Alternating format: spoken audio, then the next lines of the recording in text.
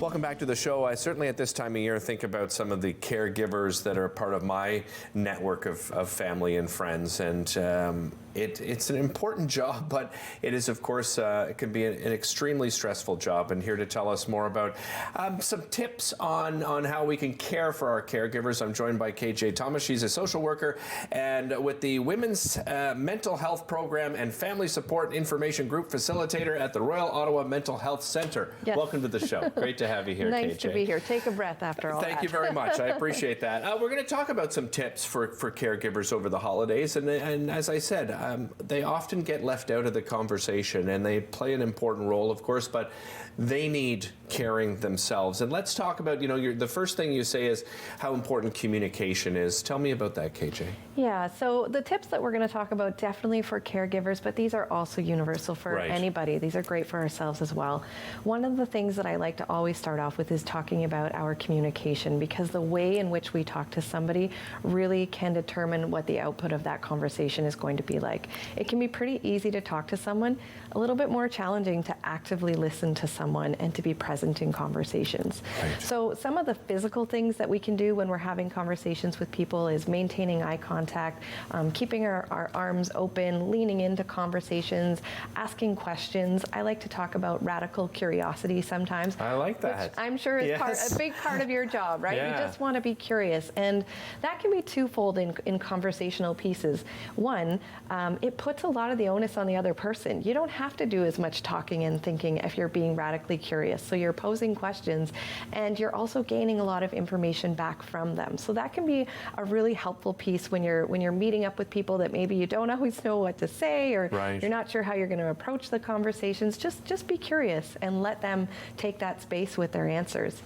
The other thing that can come up a lot around holidays is we often have tough conversations that come up around the dinner table or parties or whatnot. And often this is linked because we're not getting together that often. So we get together around the holidays, and we have those old cliches of like, we know that holidays are going to often result in family fights or disconnect. To get around that, really having those conversations beforehand. So if you know that there are triggering topics that often come up around the holidays, try reaching out a little bit beforehand and planning some of those conversations.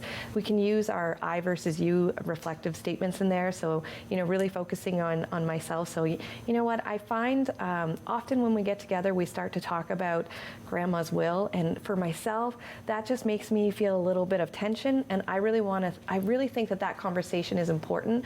And I want to do it outside of the dinner table. So I'm wondering, could we schedule, go for a coffee and talk about that this year?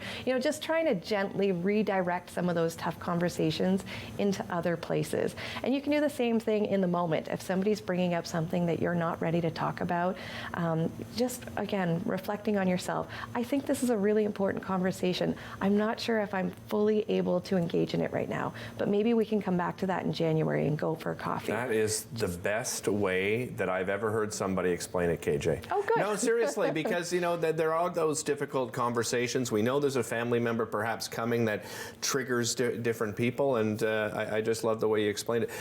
Which brings me to boundaries, and boundaries is another important thing that we need to think about. Yeah, boundaries is interesting because often when we hear about boundaries, the first thing that we will think is these are rules that I need to put in place to determine someone else's behavior around me. That can be a secondary result of a boundary, but the first and primary reason we want boundaries is for our own self-care.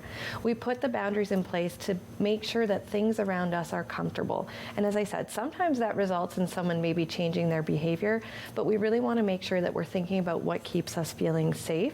And some of the ways that we can do that for our boundaries is carving out space for ourselves. So if we look at our day planner, there's tons of things in there that, the commitments that we have, but we never put in our calendar KJ time, just time where I'm going to take some space for me to rejuvenate and recharge and think about the things that are going to help keep me mentally healthy and stable. Another thing that I like to think about, I love visuals. So we often hear about the oxygen mask. People will say, it's like when you're on a plane, if the oxygen mask falls, you have to put it on yourself before you put it on another so you can help others.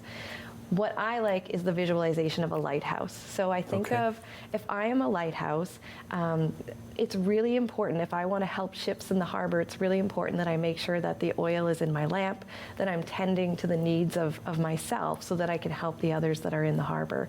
And it's, it's twofold in that as well. If I'm that person in the harbor, somebody needs to be taking care of themselves. If I Yeah. want to give my best to my family, the best that I can do is give my best to myself and make sure that I'm showing up present and charged, I'm not tired, and that will help me be more authentic to who I am in those moments and give a better side of myself. Kate, you just have 60 seconds left. I wanted to touch on loneliness because, as I mentioned earlier, a lot of us, we celebrate, but not everybody finds themselves in that celebratory mood because they find themselves isolated. Yeah, this is really important, and the most important thing I want to say is to normalize those feelings.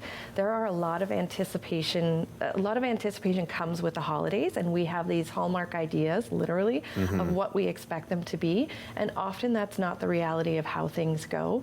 So I want to normalize that sadness that can come with the holidays, not in a way that says everybody feels it, so don't worry about it, Right. but rather in a way that we can understand where that's coming from. So really being aware of where it's coming from, taking moments to yourself to connect with the people that you care about. Sometimes it's not the family members, sometimes that's really draining. So you might want to say, in order to take care of myself and my loneliness, I'm going to carve out time with a friend for a coffee that has nothing to do with the holidays. Right. Well said, KJ. yeah. Thanks so much for being here. Really appreciate it. We'll be Thank right you. back.